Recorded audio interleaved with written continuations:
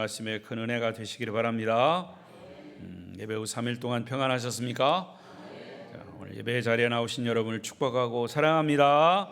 서로 인사하십시다. 만나서 반갑습니다. 잘 오셨습니다. 은혜 많이 받으세요. 여기 인사하는 시간에 이렇게 둘러보시고 오늘 누가 왔나 이것도 살펴보시고, 천국에서 전화가 아니면 빨리 끊으세요.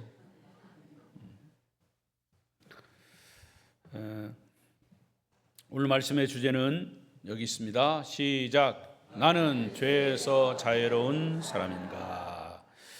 여러분, 죄에서 자유로운 사람입니까? 어느 교회에서 있었던 일입니다. 그 교회 담임 목사님은 죄에서 자유로운 그리스도인이라는 제목을 가지고 설교를 했어요. 죄에서 자유로운 그리스도인. 오늘 말씀과 비슷한 거죠. 죄에서 자유로운 그리스도인. 여러분, 죄에서 자유롭습니까? 대답하기가 껄쩍지근합니까? 그날 목사님이 죄에서 자유로운 그리스도인이라고 하는 설교를 했어요. 그런데 예배 끝나고 나서 한 청년이 목사님에게 질문을 했습니다. 목사님, 설교 중에 죄의 무게가 그렇게 무겁다고 하셨는데 그 무게가 얼마나 될 것 같습니까? 저는 그 죄의 무게를 하나도 느끼지 못하겠습니다. 대답을 했어요. 그 청년의 질문에 목사님은 대답하십니다. 청년이여, 죽은 시체 위에 아무리 무거운 바위를 올려놓은들 죽은 사람이 무슨 무게를 느낄 수 있겠느냐? 그야 당연하죠. 죽은 시체가 무슨 무게를 느낄 수 있겠습니까? 청년이 대답을 했습니다. 그때 목사님 또 말씀하십니다. 자네처럼 영적으로 죽어 있는 사람은 죄의 무게를 느끼지 못하는 걸세. 자기의 죄를 심각하게 느끼는 자만이 영혼이 살아있다는 증거가 아니겠는가?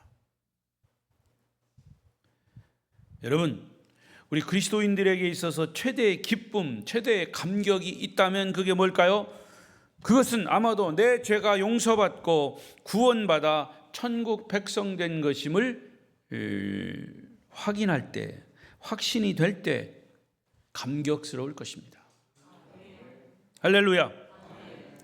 예수님께서 우리 죄인들을 용납하시고 용서하시고 새 사람 되게 해주셨다는 이 기쁨보다 더 큰 기쁨이 어디 있겠습니까?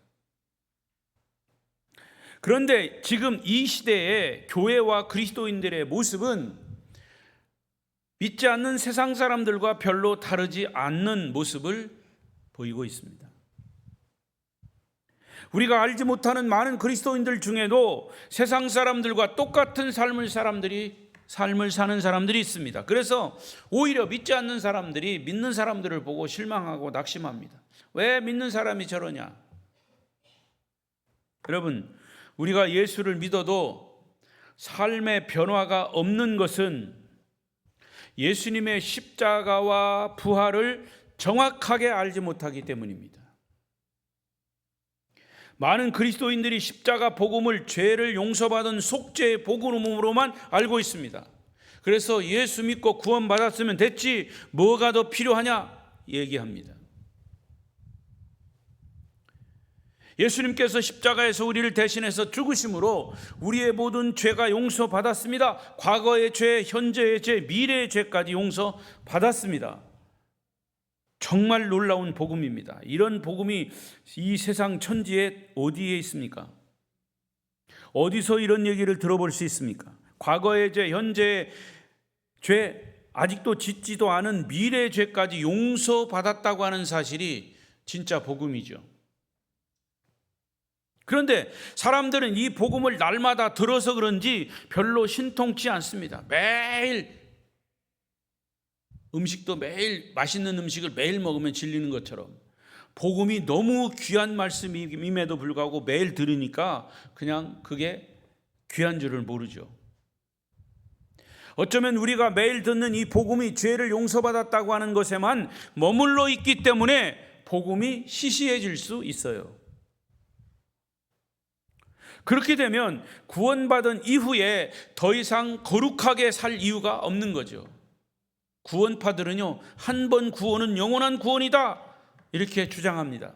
그래서 구원받은 사람은 한 번 구원받았으니까 그 사람 구원은 없어지지 않는다. 그러니까 그냥 마음대로 사는 거예요. 구원파들이 그걸 가지고 파고들어요. 그래서 목회자들도 교인들도 죄에 대한 심각성이 별로 없어요. 그래서 설교도 죄에 대한 설교하면 사람들이 싫어합니다. 사람들이 싫어하니까 설교도 안 합니다. 천국 지옥에 대한 얘기도 안 합니다. 회개를 해도 건성으로 합니다. 오히려 이런 성경을 인용합니다. 로마서 5장 20절을 보십시오. 시작. 율법이 들어온 것은 범죄를 더하게 하려 함이라. 그러나 죄가 더한 곳에 은혜가 더욱 넘쳤다. 은혜가 있는 곳에 죄가 있다고 하니까 죄를 더 많이 짓고 은혜도 더 많이 받자. 이런 이상한 논리를 가지고 얘기합니다. 죄가 많은 곳에 은혜도 많다니까 죄 실컷 지면 은혜도 많이 임할 거 아니냐. 여러분, 이것은 하나님을 기만하는 행위입니다. 그래서 로마서 6장은 이렇게 시작합니다. 1절 시작. 그런즉 우리가 무슨 말을 하리요? 은혜를 더하게 하려고 죄에 거하겠느냐? 그 말이에요. 죄 은혜 많이 받기 위해서 죄를 많이 짓느냐? 이렇게 바울은 질문을 하고 있습니다. 그럴 때 바로 자기가 대답합니다. 2절 시작. 그럴 수 없느니라. 죄에 대하여 죽은 우리가 어찌 그 가운데 죄 가운데 살 수 있겠습니까? 바울은 분명히 대답해요. 은혜를 많이 받으려고 죄를 더 많이 짓는 것은 안 된다 그 말이에요. 그러면 우리 그리스도인들이 삶의 현장에서 죄와 더불어 실제적으로 싸워 승리하는 것은 정말 가능한 것이냐? 역시 대답은 가능하다 그 말이에요. 실제적으로 우리가 삶의 현장에서 죄와 싸워서 계속 싸우는 거예요. 작은 거 큰 거 말할 것도 없고 막 계속 싸우는 거예요. 거짓과 진실이 싸우고 진리와 비진리로 싸우고 미신과 이 믿음 이런 것들이 싸우고 우상들과 싸우고 영적인 싸움을 계속 싸우는 거예요. 그런데 그 싸움에서 우리가 이길 수 있느냐? 이길 수 있다 그 말이에요. 그렇다면 우리의 삶을 살 수 있는 우리의 삶의 현장에서 죄에서 자유로운 삶을 죄에서 이기는 삶을 살 수 있는데 오늘은 그 해답을 우리에게 주고 있습니다. 과연 죄를 이기는 삶은 어떤 삶인가? 오늘 본문에서 아주 중요한 세 가지 동사가 나옵니다. 그래서 알라, 여기라, 드리라. 그래서 첫 번째는 뭐를 알아야 돼요? 시작. 우리는 먼저 죄에 대해서 죽었다는 사실을 알라. 뭐를 알아? 죄에 대해서 죽었습니다. 그래서 오늘 본문 3절, 6절, 9절 계속 알라, 알라, 알라라는 동사가 나와요. 여러분, 그리스도인들은 죄를 용서받은 것에서 끝난 것이 아니라 아예 죄에 대해서 죽은 자들이에요. 죄에 대해서 죽었다는 말은 죄에 대해서 죽었으니까 죄를 안 짓는단 말이죠. 그런데 어떻게 안 질 수가 있냐 이거죠. 우리가 죄를 이기는 것은 이기려고 노력만으로는 불가능해요. 죄를 안 지으려는 노력도 물론 필요해요. 그러나 아무리 죄를 안 지으려고 해도 나도 모르게 져요. 그래서 예수님이 우리의 죄를 대신 짊어지고 죽으신 거예요. 그러나 우리가 꼭 알아야 할 사실은 우리는 예수님이 나의 죄를 대신해서 죽으셨다는 것만 알지 나도 예수님과 함께 죽었다는 사실을 아는 사람 맞잖아요. 예수님이 내 대신 죽었다는 것만 알지 예수님 죽을 때 나도 죽었다는 건 잘 몰라.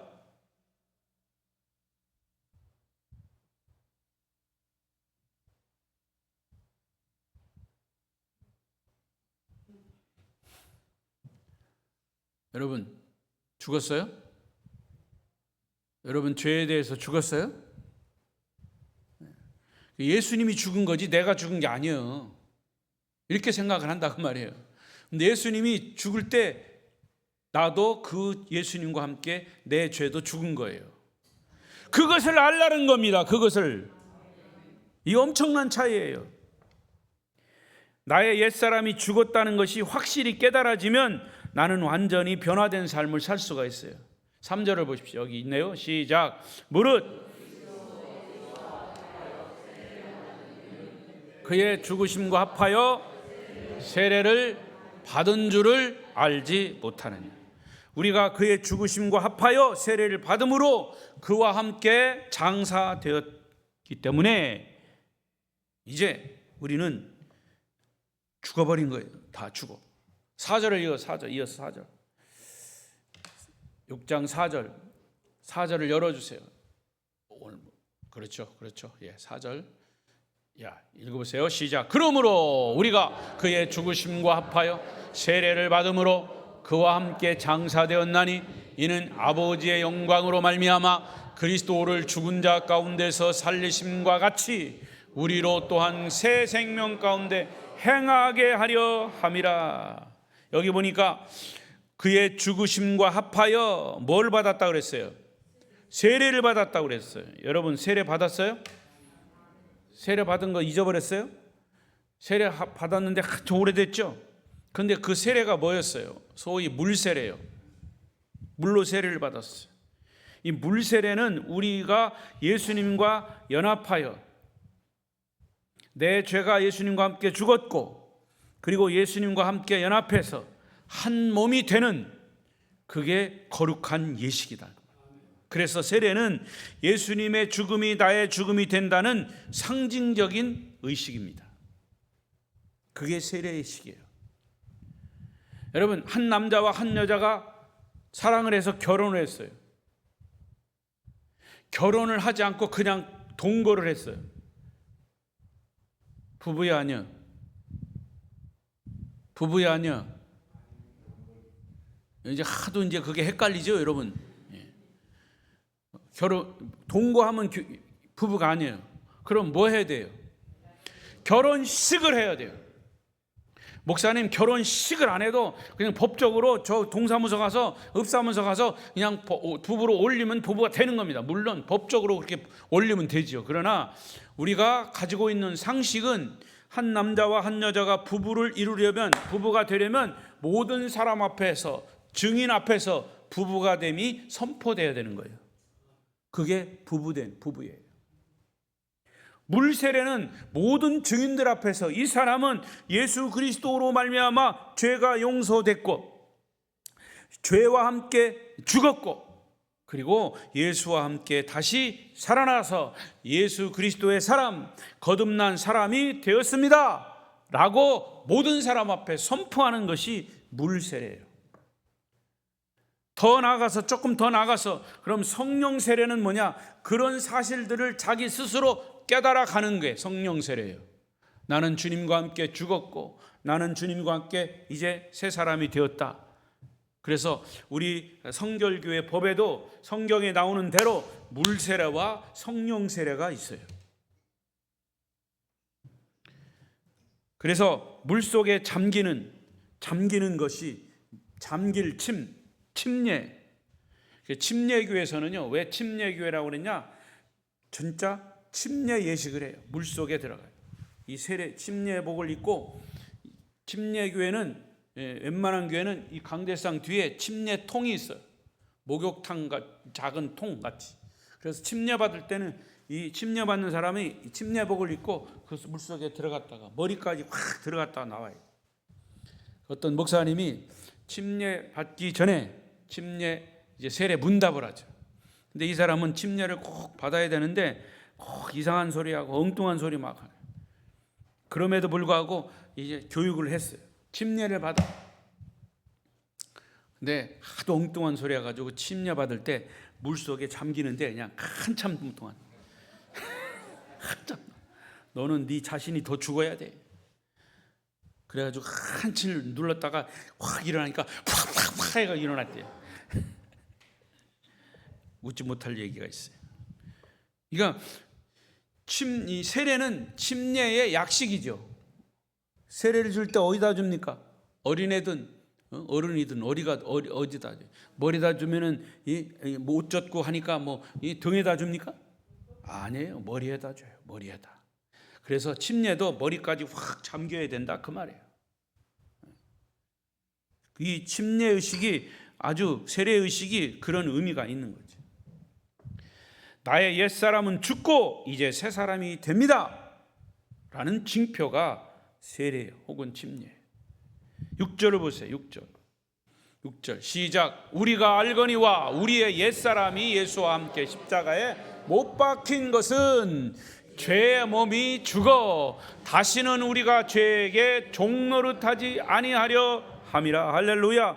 그러므로 세례받은 사람에게는 죄 사함을 받았다 하는 것과 나도 죄와 함께 죽었다 하는 그런 확신이 있어야 됩니다.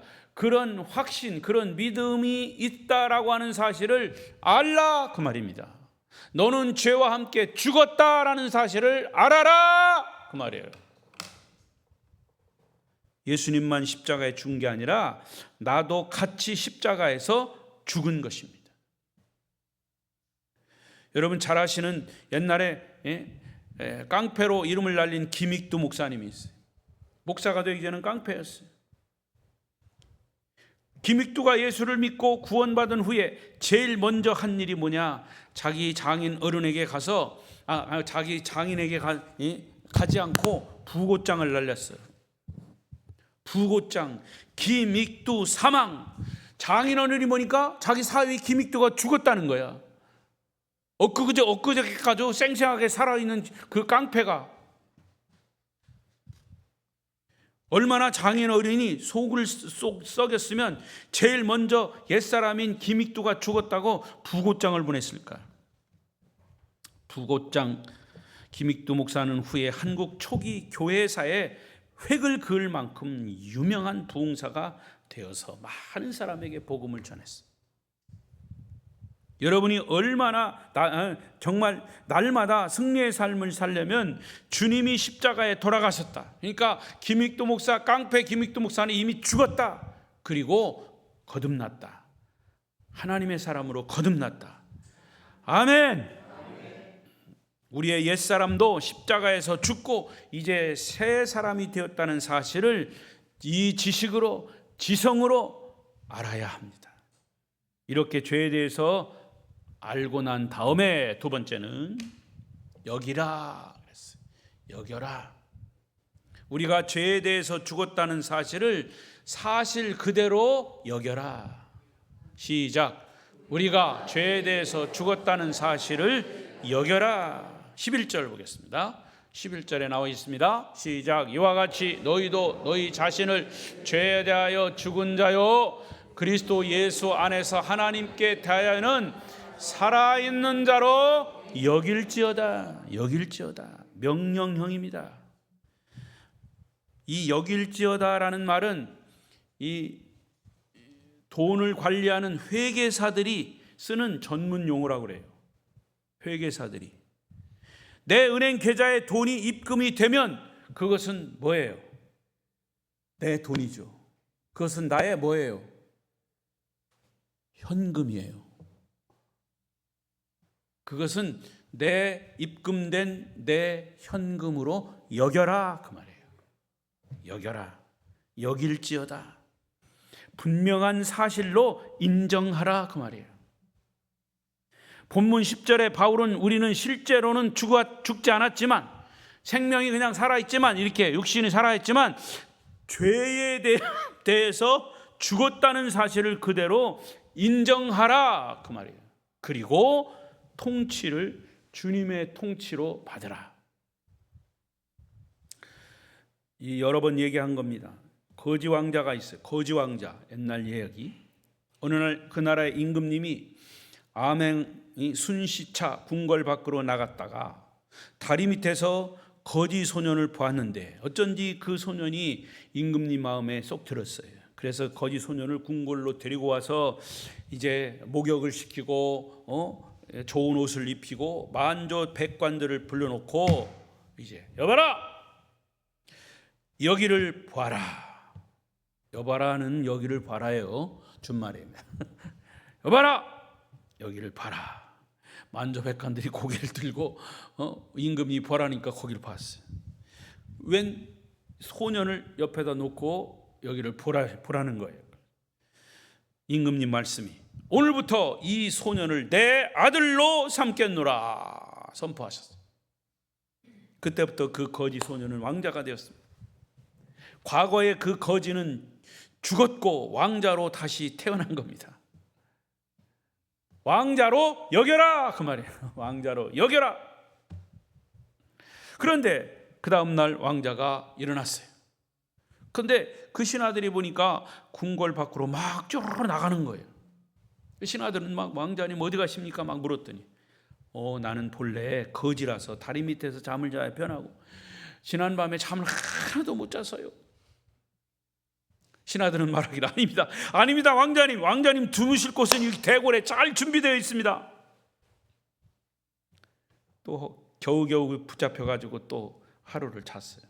아침이 되자 왕자가 다시 대궐 밖으로 막 나가려고 합니다. 시녀들이 쫓아가면서 왕자님 어디 가십니까? 나는 본래 거지라서 내가 세수하는 곳에 세수하는 곳, 저 다리 밑에서 세수를 해야 내가 세수가 돼. 나는 본래 거지라서 내가 세수하는 곳이 있어. 나는 거기가 좋아. 그러자 시녀들은 말합니다. 아니에요 왕자님, 세수하실 곳은 저 대궐에 잘 준비되어 있습니다. 대궐에 잘 준비되어 있습니다. 자기를 왕이 왕자로 삼았으면 자기는 왕자인 거죠. 왕자로 스스로 여겨라. 아멘. 예수님이 우리를 대신해서 죽고 우리는 죄와 함께 죽고 우리를 의인으로 삼으셔서 천국 백성으로 삼았다면 나를 천국 백성으로 여겨라. 아멘. 여러분, 이 왕자가 왕자답게 행동하려면 거지 의식을 가지고 거지 왕초의 통치를 받으며 거지처럼 살아야 합니까? 아니면 대궐에서 왕자 의식을 가지고 아버지 임금님의 통치를 받으며 왕자처럼 살아야 합니까? 당연히 아버지 임금님의 통치를 받으며 왕자로 살아가야 마땅합니다. 나는 더 이상 거지가 아니라 거지였던 과거에 나는 죽었다. 나는 이제 새롭게 태어난 왕자다 라고 자기 스스로를 그렇게 왕자로 여겨야 합니다. 당분간은 거지 같은 행동을 할지 몰라요. 왜? 워낙 오랫동안 거지 같은 삶을 거지의 삶을 살았기 때문에. 마찬가지예요. 여러분, 우리가 그리스도인이 돼서 하나님 앞에 의롭다함을 받았음에도 불구하고 죄인의 삶을, 거지 같은 삶을 살지 않았습니까? 그러나 이제는 주님께서 나의 죄를 용서하시고 의롭다고 하셨다면 나는 하나님 앞에서 하나님의 자녀라는 의식을 가지고 그런 믿음을 가지고 하나님의 통치를 받으며 하나님의 아들답게 하나님의 딸답게 여겨야 할 것입니다. 아멘. 이제는 마귀의 종으로 거지같이 사지 말고 하나님 아버지의 통치를 받으며 하나님의 자녀로 사시기를 바랍니다. 세 번째로, 그 다음에는 드리라. 시작. 하나님께 자신의 몸을 의의 무기로 드리라. 구성경에 보면 의의 병기로 드리라. 12절 13절 읽겠습니다. 시작. 그러므로 너희는 죄가 너희 죽을 몸을 지배하지 못하게 하여 몸에 순장하지 말고 또한 너희 지체를 불의의 무기로 오직 너희 자신을 죽은 자 가운데서 다시 살아날 자 같이 하나님께 드리며 너희 지체를 의의 무기로 하나님께 드리라라고 하는 단어는 이제 우리의 의지적인 결단을 촉구하는 단어입니다. 죄 짓던 옛사람은 이제 완전히 죽었습니다. 그리고 새 사람이 됐습니다. 주님의 통치를 받는 사람이 되었다면 그것으로 만족하지 말고 이제 주님의 자녀로 결단하라. 네가 과거에는 거지였지만 왕자로 이제 임금님이 삼았다면 왕자같이 살아야 된다는 거예요. 나는 왕자다, 이렇게 결단만 하지 말고 왕자같이 살아야 합니다. 행동이 필요한 거죠. 너희 몸, 너희 가정, 너희 사업, 너희 인생 전체를 모두 하나님의 의의 무기로 사용되기를 결단하라. 드려라. 여러분, 우리는 이제 죄를 지을 수 없게 되었습니다. 우리가 예수님 때문에 죄를 용서받고 주님의 통치를 받고 있는데 죄를 짓는다면 그때부터 책임은 누구에게 있습니까? 나에게 있습니다. 예수님이 살 길을, 우리의 이 천국 길을 다 준비해서 이 길을 따라가면 된다, 이것을 믿고 따라가면 된다고 다 세팅을 다 해놨어요. 다 준비를 해놨어요. 그런데 자기 멋대로 가면 그 사람 책임인 거죠. 그래서 바울은 하나님의 자녀로서의 삶을 드릴 것을 결단하라. 하나님의 자녀의 삶을 살 것을 결단하라. 너희 지체를 의의 무기로 드려라. 하나님께 드려라. 다시 부활한 자 같이 하나님께 드려라. 다시 말하면 하나님께 드려야 된다는 말은 나의 삶의 주인은 하나님이십니다. 나를 다스리시는 분은 하나님이십니다. 내가 당신에게 나의 몸을, 나의 삶을 온전히 드리겠습니다 라고 하는 의지적 결단을 하라는 것이죠. 할렐루야. 여러분, 우리가 나를 드리지 않고 내 고집만 피우고 있는데 하나님이 어떻게 나를 쓰시겠습니까? 그러므로 하나님이 내 삶의 새로운 주인이 되셨다는 사실을 분명히 인식하라는 거죠. 그래서 여러분이 주여라고 부르죠. 주여, 주여, 주여, 주여. 계속해서 잠이 옵니다. 주여, 잠이 옵니다. 맞습니다. 목사님 말씀이 맞습니다. 무조건 맞습니다. 옳습니다. 그러면서도 주여 하는 거예요. 주여라는 말이 뭔지 아세요? 당신은 나의 주님이시오 라는 뜻이에요. My Lord. 당신은 나의 주인이십니다. 오 하나님, 내 삶의 전 존재를 주인께 드립니다. 그게 주여예요. 이런 고백과 결단이 우리를 그리스도인으로 승리하게 하는 하나의 분기점이 되는 겁니다. 그러니까 여러분, 주여 주여, 그것을 그냥 부르지 말고 당신은 나의 주인이십니다, 이런 의식을 가지고 불러야 돼요. 그래서 신앙생활은 뭐다? 주인 바꾸기다. 따라하십시오. 신앙생활은 주인 바꾸기다. 과거는 내가 내 삶의 주인이었어요. 그래서 내가 결정하고 내가 행동하면 모든 것이 누구 책임이요? 내 책임이에요. 그러나 신앙생활, 하나님을 믿는 믿음, 주님이 주인이십니다 라고 주인을 바꾸면 그때부터 주님의 말씀을 따라서 살고 주님께 맡기고 주님을 의지하고 주님의 길을 따라가는 거예요. 그러면 결국에는 누구 책임이요? 주님 책임이죠. 여러분, 주님이 우리를 책임지시면 우리는 망하지 않아요. 우리는 흥합니다. 주님이 책임지시니까. 그러니까 여러분, 기도가 뭐예요? 주님 책임져 주십시오. 주님 이것도 주시고 저것도 주시고 다 주시지만 주님, 나는 할 수 없습니다. 주님이 하십시오. 주님이 나의 주인 아니십니까? 이게 기도 아닙니까? 그걸 하라는 거죠. 다 그거를 하라. 드려라. 자, 12절, 13절을 다시 읽어요. 시작. 또한 너희 지체를 불의의 무기로 죄에게 내주지 말고 오직 너희 자신을 죽은 자 가운데서 다시 살아난 자 같이 하나님께 드리며 너희 지체를 의의 무기로 하나님께 드리라.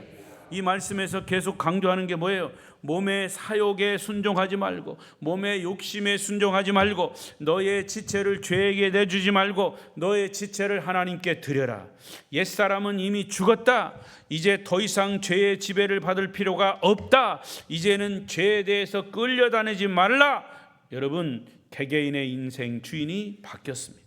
이제는 하나님이 여러분 인생의 주인이 되셨다면 그분의 온전한 통치를 받기 위해서 그분께 여러분의 모든 삶을 맡기고 드려야 합니다. 그래서 여기서 드리라라고 하는 단어가 매우 재미있는 단어예요. 그 앞에 죄에게 내주지 말고, 이 말은 죄에게 드리지 말고라고 하는 거예요. 그리고 뒤에는 하나님께 드려라라고 하는 드리라는 똑같은 명령형인데, 앞에 드리다는 시제가 현재 진행형이에요. 그러니까 너의 몸을 죄에게 계속해서 드리지 말라는 뜻이에요. 그리고 뒤에 드려라는 그 시제가 부정과거형이에요. 그러니까 너희 몸을 하나님께 한번 결단하고 드려라는 거죠. 이 말의 뜻은 이제 예수 믿고 구원받아 하나님의 자녀로, 하나님을 아버지로, 주인으로, 왕으로 모시고 사는 우리가 세상에 한 다리, 교회에 한 다리 걸치고 왔다 갔다 이랬다 저랬다 하지 말고 인생에 한번 결정적으로 하나님께 드리는 것, 인생을 완전히 드리라, 인생을 완전히 헌신하라, 주인에게 완전히 맡겨라, 그런 얘기예요.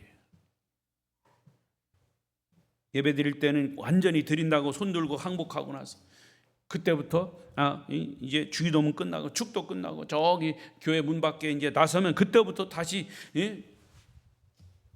싸들고서 또 들어가가지고 내가 주인 노릇하고, 또 와서는 또 드린다고 그러고, 또 갈 때는 또 그냥 내 맘대로 하고, 이게 인생이 양쪽 다리 걸치고 왔다 갔다 하는 거예요. 여러분, 우리의 삶의 새로운 주인 되신 하나님 앞에 우리의 전 존재를 항복하고 내가 주님 뜻대로 살겠다고 하는 그런 꼭 한 번의 결단, 한 번의 헌신이 절대적으로 필요한 거예요. 여러분의 인생의 전환점, 터닝 포인트이 절대로 필요합니다. 부흥회 때만 그러지 말고, 예배 때만 그러지 말고, 진짜 결단을 했으면 결단한 대로 가야 된다는 거예요. 왔다 갔다 하지 말고. 로마서 12장 1절을 보십시오. 시작. 그러므로 형제들아, 내가 하나님의 모든 자비하심으로 너희를 권하노니 너희 몸을 하나님이 기뻐하시는 거룩한 산 제물로 드려라. 이는 너희가 드릴 영적 예배니라. 주님, 여기 나의 삶이 있습니다. 내 인격이 있습니다. 내 생명이 있습니다. 제 존재가 있습니다. 제 감정이 있습니다. 의지가 있습니다. 가족이 있습니다. 물질이 있고 사업이 있고 제 자존심도 있습니다. 주님, 이제 저를 통치해 주십시오. 저를 지배해 주십시오. 주님을 위해 나를 온전히 드리겠습니다. 나의 모든 삶을 드리겠습니다. 주님 뜻대로 하십시오. 주님의 목적대로 내 인생을 살겠습니다. 할렐루야. 이런 결단이 정말 누구에게나 한번 엄청난 전환점에 그런 이 터닝 포인트점이 있어야 됩니다. 여러분은 오늘 복음을 들으셨습니다. 여러분의 삶을 돌아보십시오.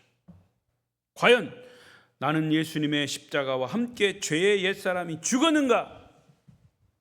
만약 옛사람이 죽지 않았다면 옛사람이 확실히 죽었음을 확인하십시오. 여러분 자신의 옛사람이 죽었음을 확인하셨다면 그 증거가 예수님의 통치를 받는 것입니다. 주님의 통치를 받지 않는다면 여러분의 옛사람은 아직도 죽지 않은 것입니다. 그리고 하나님께 단 한 번의 결정적인 헌신의 결단, 인생의 전환점을 다 경험하셔야 합니다. 결정적인 단 한 번의 이 결단이 있어야 하나님의 자녀임을 스스로 확인할 수 있습니다. 스스로 여길 수 있습니다. 알라, 그렇게 자녀로 여겨라.